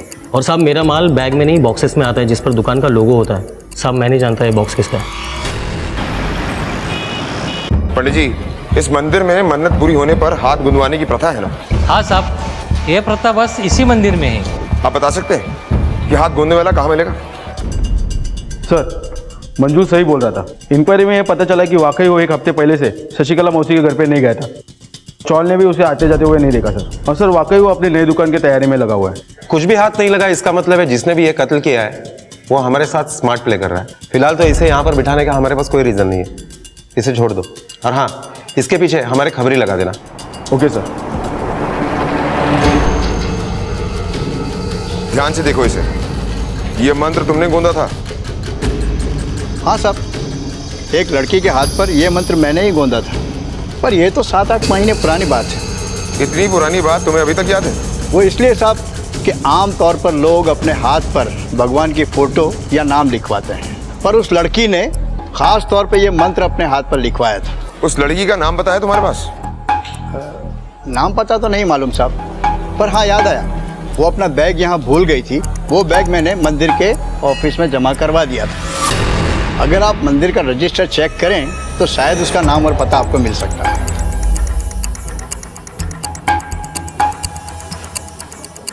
सर ये देखिए, वो लड़की आशापुरा पर्व के दिन आई थी, उसका नाम कोमल है। Komal Patel, Geeta society, MG road, Goregaon waste.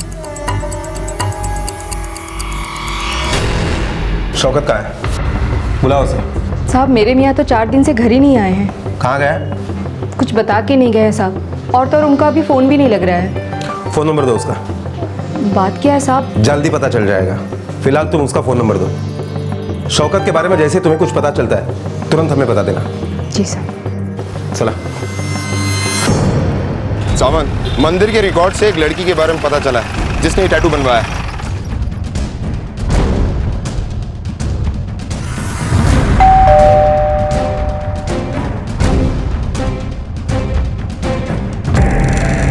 कोमल पटेल?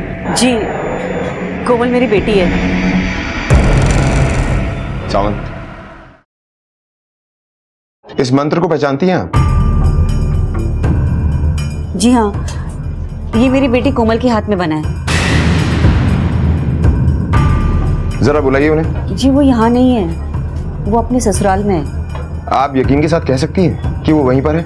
हाँ सर, मेरी अभी अभी अपने दामाद से बात हुई है और वो लोग शॉपिंग के लिए गए हैं। लेकिन आप लोग ये सब क्यों पूछ रहे हैं? क्या आप आपकी बेटी कोमल को फिर से एक बार फ़ोन लगा सकती हैं, जस्ट कंफर्म करने के लिए कि वो लोग शॉपिंग में है या नहीं? और हाँ, फ़ोन स्पीकर पे लेना।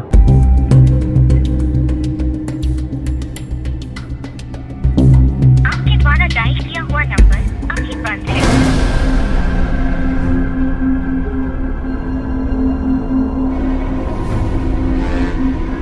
हाँ मम्मी जी बोलिए। हेलो बेटे हितेश, कहाँ हो तुम?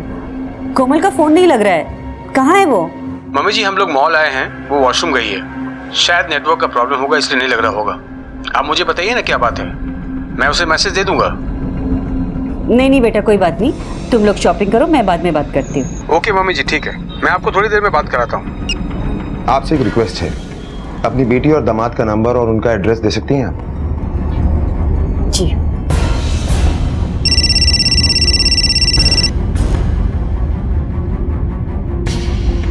हेलो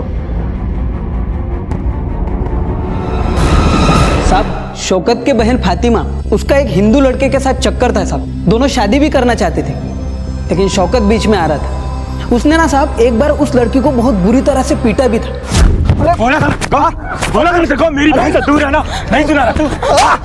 भाईजान छोड़ दीजिए इन्हें। भाईजान प्लीज आज तो तुझसे मिली ना तो मैं तेरी जान ले लूंगा। अल्लाह की खातिर छोड़ दीजिए। अगर तू मेरी बहन से दोबारा मिला ना हड्डी पसली तोड़ के तुझे दान कर दूंगा। लेकिन वो नहीं माने साहब, फिर ये शौकत के डर से दोनों 1 साल पहले ही भाग गए।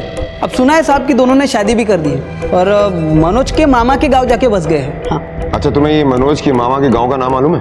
कोल्हापुर के आसपास किधर तो भी है साहब। कोल्हापुर के आसपास, ठीक है तुम जाओ।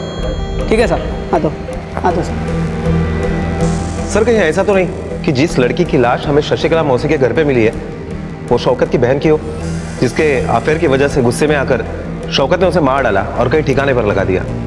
लेकिन सर फिर भी एक कंफ्यूजन है, अगर वो फातिमा की लाश है तो उसके हाथ पर मंत्र का टैटू कैसे? सावन, प्यार इंसान से कुछ भी करवा सकता है, ये तो सिर्फ एक मंत्र है। सबसे पहले हमें ये पता करना है ये फातिमा जिंदा है या नहीं। सर इंफॉर्मेशन मिली, शौकत का फोन ऑन हो गया और उसका लोकेशन उसका घर ही बता रहा है। उठा लो उसे। Okay sir.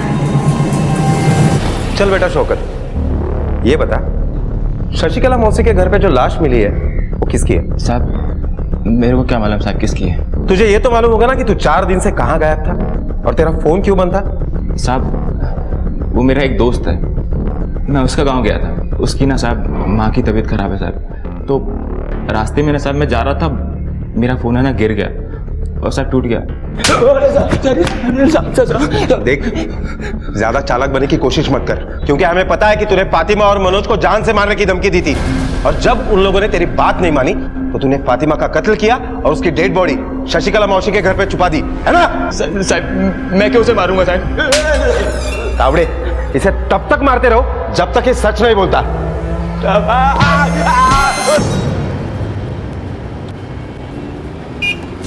सुनिए, महेश जगताप का घर कौन सा है? हाँ ये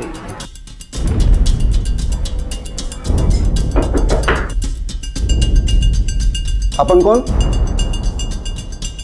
मुंबई पुलिस। क्या झालं साहब? आप मनोज के मामा मामी है ना? हाँ सर। मनोज कहाँ है? उसे जाके तो 4 दिन हो गए साहब। कहाँ गया? अब बोल रहा था कि उसकी आई की तबीयत बरोबर नहीं है, उसे देखने जाने का है। लेकिन वो वहां पर भी नहीं पहुंचा। तावड़े सर, मनोज की माँ ने मनोज का मोबाइल नंबर दिया था ना? हाँ सर। ट्राई करो।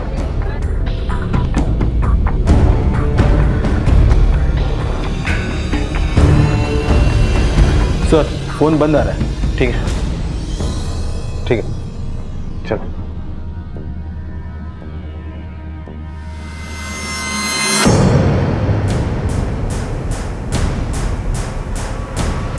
चले गए?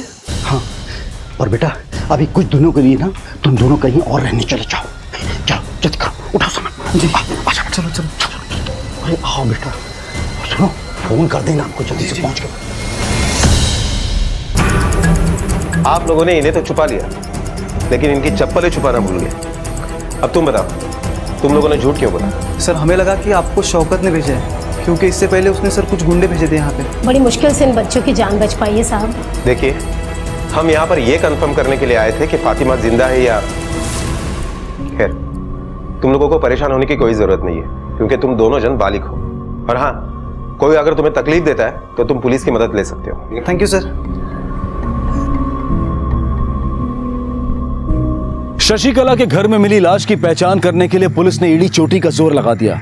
हर संदिग्ध की तफसील से जांच की जा रही थी, पर जिस पर भी शक होता वो निराधार साबित होता।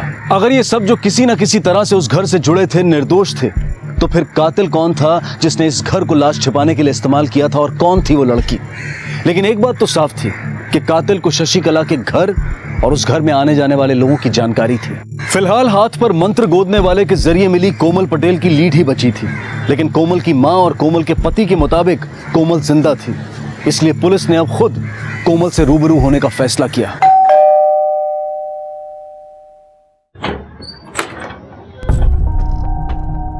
हाँ जी। कोमल कहाँ है? बुलाइए उन्हें, उनसे कुछ पूछताछ करनी है हमें। कोमल तो 3 दिन से गायब है। लेकिन कल ही तुमने उसके माँ को बताया कि वो तुम्हारे साथ शॉपिंग करने गई थी। हाँ, इसलिए क्योंकि मम्मी जी हार्ट पेशेंट है। अगर मैं उनको सच कहता तो उनको धक्का लग सकता था, इसलिए झूठ बोलना पड़ा मुझे। कंप्लेंट की है आपने? जी सर। सावंत, जिस पुलिस स्टेशन में कंप्लेंट लिखवाई गई वहां से उसकी कॉपी मंगवा, और आज तक जितनी भी तहकीकात हुई है इस केस की उसकी रिपोर्ट भी मंगवा। Okay sir.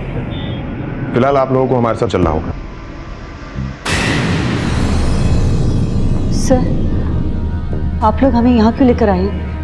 सावंत,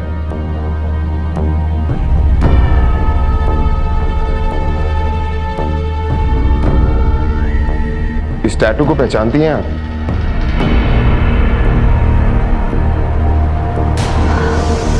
कोमल, ये तुम्हारी बच्ची कोमल है। कोमल, कोमल, बापू, कोमल। कोमल के साथ आपका रिश्ता कैसा था? बहुत अच्छा था सर। हम एक दूसरे से बहुत प्यार करते थे। शादी के इतने साल होने के बाद भी हम एक दूसरे के साथ खुश थे। वो एक अच्छी माँ, एक अच्छी बीवी और एक अच्छी बहू बनी। बहुत ही सर।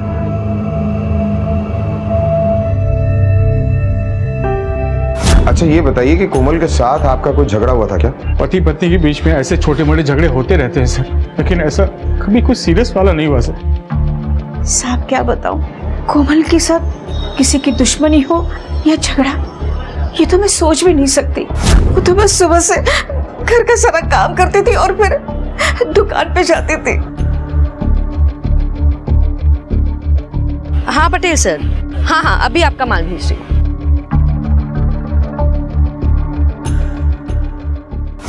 साहब, जिस किसी ने भी मेरी बहू को मारा है ना, उसका कभी भला नहीं होगा।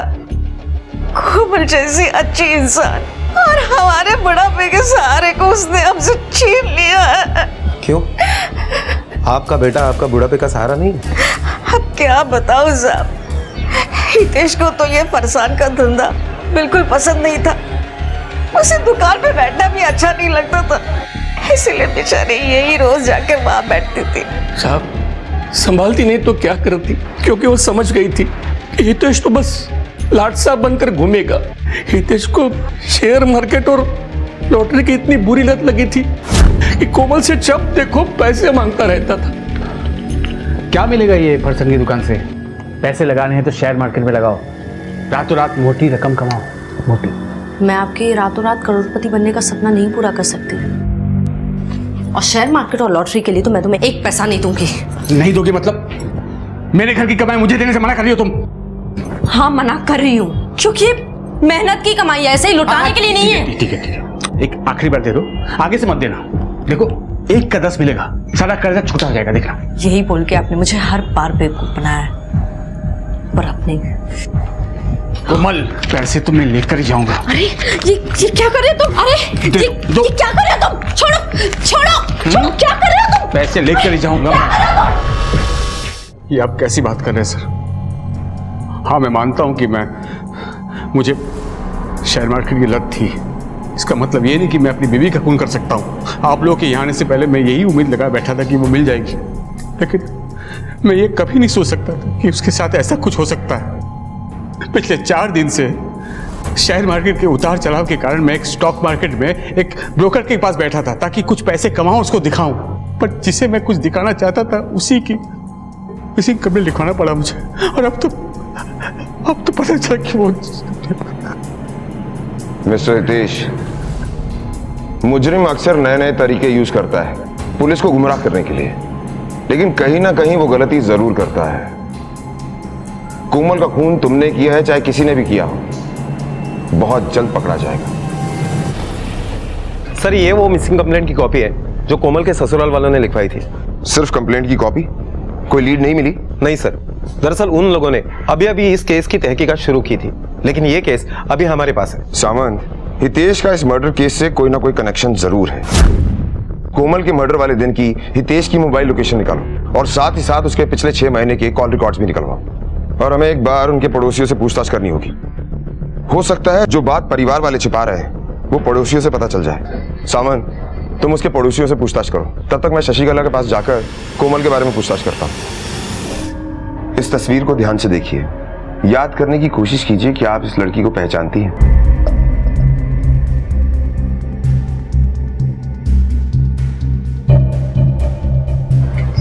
जब से लाश मिली सब लोग मुझे छोड़कर चले गए। संगीता भी नहीं आती, दवा खत्म, खाना खत्म, बस मेरी जिंदगी नहीं खत्म हो रही। देवा बोलो रे बाबा, बोला।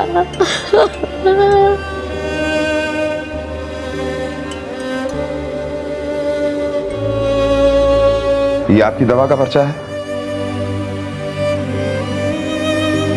मंचूड़े, ये लो, इनकी दवा और कुछ खाने पीने की चीजें लेकर आओ। जी सर।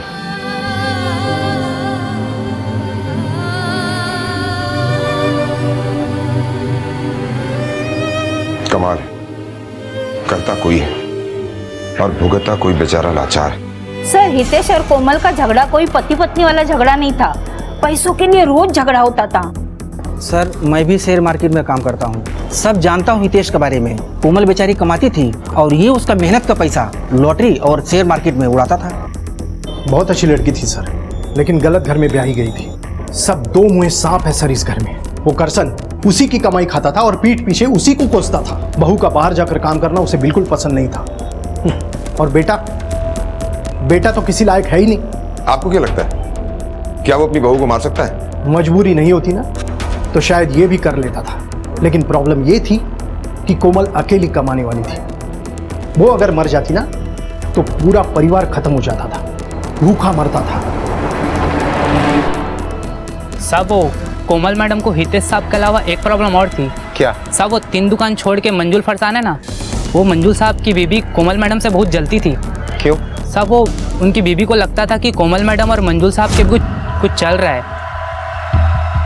सुन, बहुत शरीफ बनती है ना तू, आज मैं सबको बता दूंगी कि कैसे डोए डाल डाल के तूने मेरे पति को फंसाया है। नहीं नहीं साधना, ये तुम क्या बोली जा रही हो? तुम चिल्ला क्यों रही हो? देख, मेरे पति से दूर रह वरना ठीक नहीं होगा। जी तुम क्या बोल रही हो साधना? ऐसा कुछ भी नहीं है। ये ना भोले पने का नाटक किसी और को दिखाना, और तुझे सब कुछ पता है कि मैं क्या बोल रही हूँ। पूरे शहर में तुझे मदद के लिए मेरा ही पति मिलता है। सुन, एक दिन तेरी मैं ऐसी हालत करूंगी ना कि दुनिया में कोई तेरी मदद नहीं कर पाएगा। नहीं साधना, देखो चल जा यहाँ से।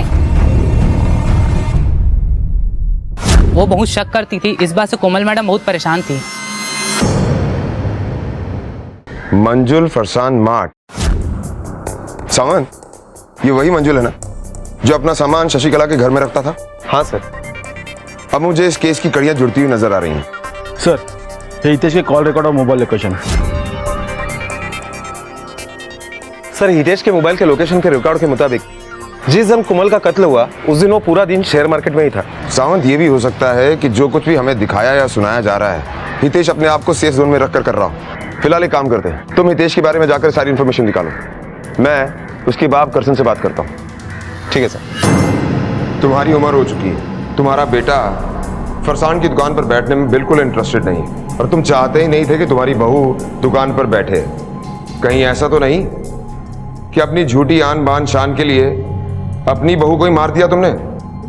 साहब, मैं मानता हूं कि मुझे उसका काम करना पसंद नहीं था, रिश्तेदार ताने देते थे, बुरा लगता था, लेकिन साहब मैं ये भी जानता था कि वो काम करती है तो हमारा घर चलता है। वो बेटे का फर्ज अदा कर रही थी और ये सब कुछ जानते हो मैं उसे कैसे मार सकता हूँ साहब? कोमल और तेरे बीच में अफेयर था ना, फिर क्यों मारा उसे? सर, मैंने नहीं मारा कोमल को, और सर कोमल के और मेरे बीच में ऐसा कुछ भी नहीं था साहब, बल्कि मुझे तो आपसे पता चल रहा है कि वो जो लाश मिली थी वो कोमल की थी साहब। अभी भी झूठ बोल रहा है, लेकिन अब सच बोलेगा। कोमल और तेरे बीच में अफेयर था, वो अपने पति हितेश से परेशान थी और तुझसे शादी करने की बात की होगी जो तेरे लिए पॉसिबल नहीं था, और इसीलिए अपने रास्ते से हटाने के लिए तूने उसे मार दिया होगा। नहीं साहब, ऐसा कुछ भी नहीं है, बल्कि कोमल तो ऐसी औरत ही नहीं जो किसी से चक्कर चलाए साहब। मैं सच बोल रहा साहब, मैंने नहीं मारा कोमल को साहब। सर, मैं मानती हूँ कि मुझे कोमल से प्रॉब्लम थी, मगर इतनी भी नहीं कि मैं उसकी जान ही ले लूं। देखिए, शक का कीड़ा इतनी आसानी से शांत नहीं होता। ये ऐसा कीड़ा है जो इंसान से कुछ भी करवा सकता है। 15 तारीख 2 से 4 के बीच जब कोमल का खून हुआ, कहाँ थी आप? सर उस दिन मेरी मौसी की बेटी की गोद भराई थी तो वहीं गई थी। सर कोमल का फोन अभी अभी ऑन हुआ है परेल में। सावंत एग्जैक्ट लोकेशन पता करो कि वो फोन वहां पहुंचा कैसे।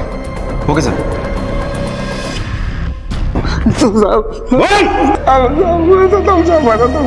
सब वो फोन मैंने ही बेचा था साहब।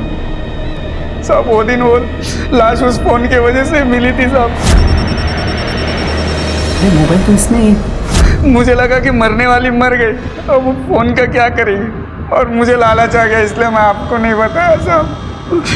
अरे साहब।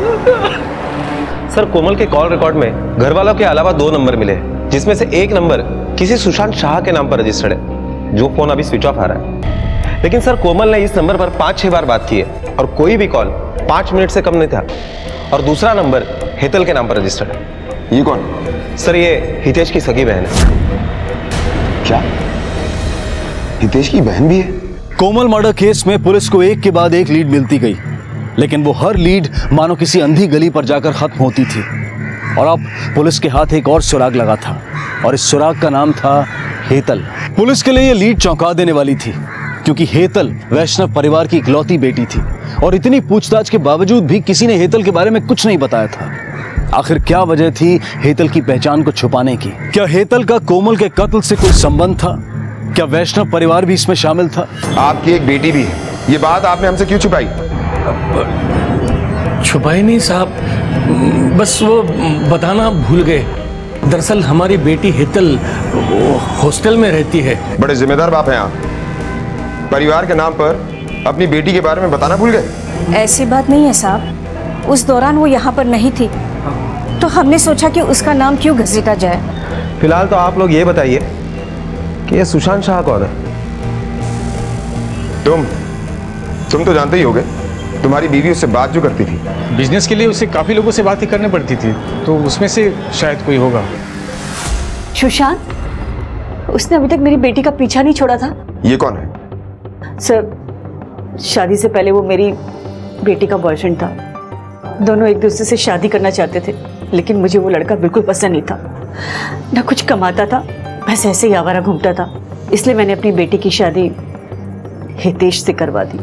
सावंत, कहीं ये चोट खाए हुए आशिक वाला मामला तो नहीं है?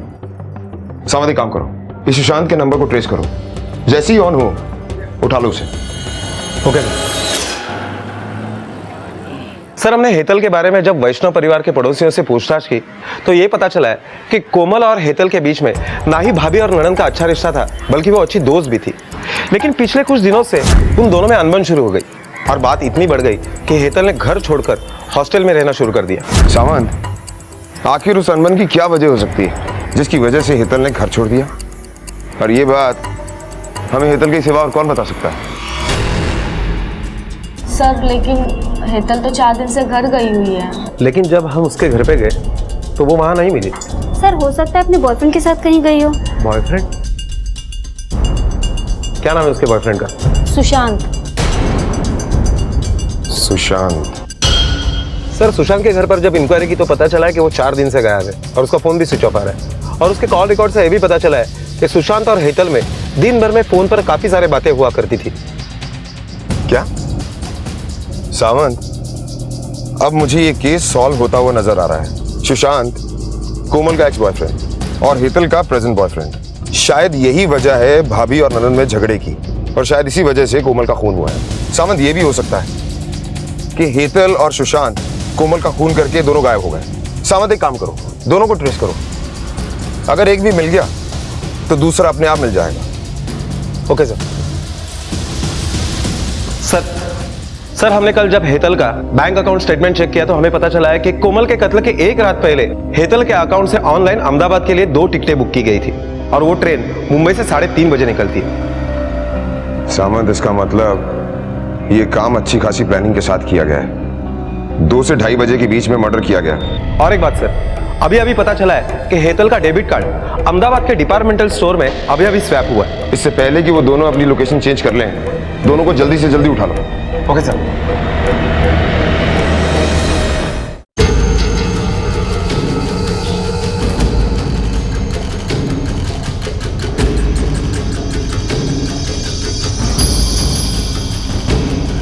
इस लड़की को पहचानते हो? हाँ सर, ये तो हेतल मैडम है, सामने वाले बिल्डिंग में 2nd फ्लोर पे रहती है।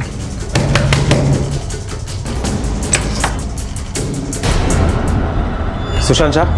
जी हाँ, मैं ही हूँ। क्या हुआ सुशांत? कौन है?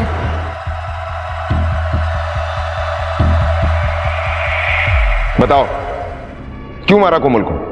क्या भाभी का खून हो गया? लेकिन कैसे? ये नाटक बंद करो और सच बोलो, क्योंकि तुम्हारे खिलाफ हमारे पास काफी सबूत है। सर लेकिन हम ऐसा करेंगे क्यों? क्योंकि तुम कोमल से बदला लेना चाहते थे। वो तुम्हारी एक्स गर्लफ्रेंड थी, तुम्हें छोड़कर उसने हितेश से शादी कर ली, फिर तुमने इसे फंसा लिया और दोनों ने प्लानिंग करके उसे मार दिया। नहीं सर, ऐसा नहीं है। माना कि कोमल की माँ ने हम दोनों को अलग करवाया था और हितेश से शादी करवाई थी। मैं बहुत अपसेट था, लेकिन बाद में मुझे कोमल की माँ की बात समझ आ गई थी। सर अभी मैं अच्छा कमा रहा हूँ, कंप्यूटर इंस्टीट्यूट में पढ़ाता हूँ। हेतल मुझे वहीं पे मिली थी और हम दोनों एक दूसरे के करीब आए थे। सर मुझे तो पता भी नहीं था कि कोमल इसकी भाभी है। सर मैंने इसको मेरे पहले अफेयर के बारे में सब कुछ बता दिया था, लेकिन सर कोमल का मायके में नाम केतकी था, इसलिए इसको कुछ आइडिया नहीं हुआ सर। अच्छा, तो कोमल तक ये बात पहुंची कैसे? सर भाभी ने मेरे को एक दिन सुशांत के साथ देख लिया था।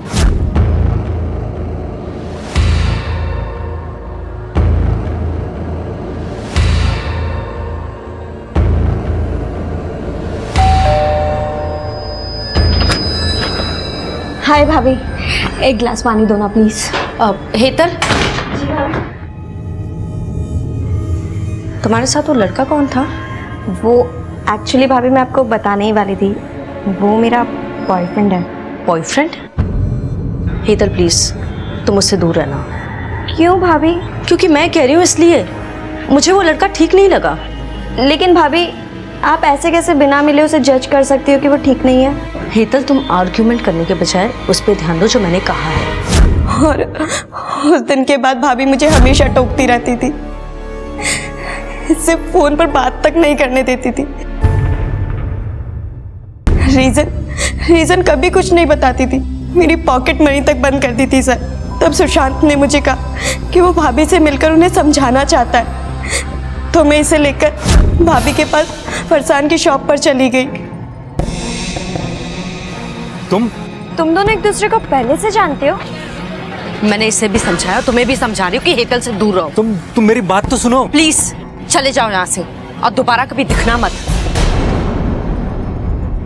सुशांत मुझे ये सब समझ ही नहीं आया, क्या हुआ? तुम भाभी को कैसे जानते हो? हेतल तुम्हारी भाभी मेरी एक्स गर्लफ्रेंड है, जिसके बारे में मैंने तुम्हें बताया था। मान भी ले कि तुम्हारी कहानी सच्ची है, लेकिन तुम अच्छी तरह से जानती थी कि कोमल का फैसला आखिरी फैसला है। वो तुम दोनों के रिश्ते को एक्सेप्ट नहीं करेगी, इसलिए तुम दोनों ने प्लान किया और उसे मार दिया। नहीं सर, हमने ऐसा कुछ नहीं किया है, हमने नहीं मारा है सर उसे। अच्छा, नहीं मारा तो फिर अचानक ट्रेन पकड़कर अहमदाबाद भागने की क्या जरूरत थी? सर ये आइडिया हितेश भाई का था। उन्होंने मुझे कहा कि भाभी कभी सुशांत को एक्सेप्ट नहीं करेगी, इसलिए उन्होंने कहा कि तुम दोनों भाग जाओ। मतलब हितेश तुम दोनों के रिश्ते के बारे में जानता था? जी सर। सुशांत शाह कौन है? मुझे सच में कुछ नहीं मालूम।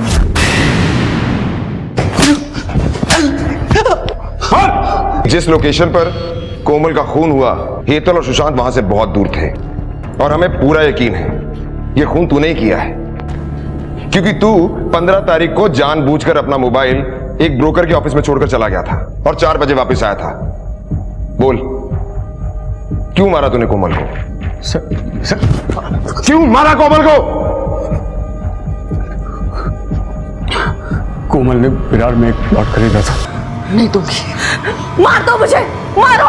आपकी लत के पीछे मैं अपने घर को बर्बाद नहीं होने दूंगी। मैंने बहुत कोशिश करने के बाद भी ना उसने पैसे दिए ना पेपर्स। हेतल से मुझे कोमल और सुशांत के बारे में पता चला। कोमल ने ये बात मुझसे छुपाई थी, मुझे बहुत गुस्सा आया था सर। फिर मैंने डिसाइड किया कि कोमल को मार के मैं सब कुछ हासिल कर लूंगा, बदला लूंगा उससे। मैं बस मौका ढूंढ रहा था सर, और एक दिन मैंने कोमल को मंजुल से बात करते सुना। अच्छा मंजुल जी, जी वो क्या है कि एक रिक्वेस्ट थी आपसे। वो क्या है कि मैंने कुछ माल ऑर्डर किया था, लेकिन ऑर्डर करने के बाद मुझे याद आया कि यहाँ पर तो रखने की जगह ही नहीं है। आपके पास कोई ऐसी जगह है जहाँ मैं अपना माल रख सकूँ? हाँ हाँ ज़रूर, मैं जहाँ रखता हूँ वहाँ माल रख सकते हैं। एक्चुअली शशिकला नाम की एक औरत है जिसका एक कमरा खाली पड़ा है। अच्छा। कुछ पैसे देकर वहाँ माल रखवा सकते हैं। उसकी चाबी मेरे पास है, मैं शाम को तुम्हें खोली दिखा देता हूँ। जी ठीक है, thank you so much. Most welcome. आपने मेरी मदद की, वरना मेरा माल सड़ जाता। खोली देखने मैं भी कोमल और मंजुल के पीछे गया था। फिर अगले दिन जब कोमल फरसन की दुकान से निकली तो तुम कहीं जा रही हो क्या? चलो आओ, मैं तुम्हें ड्रॉप कर देता हूँ। आओ।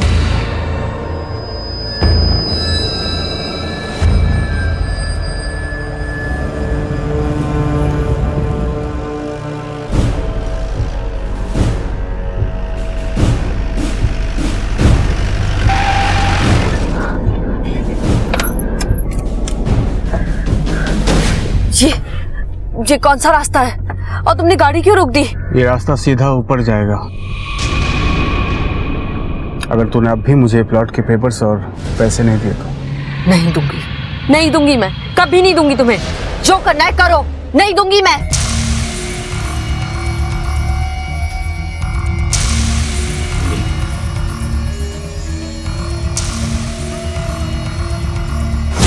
कोमल की लाश वाला सूटकेस मैंने वो खोली में रख दिया सर।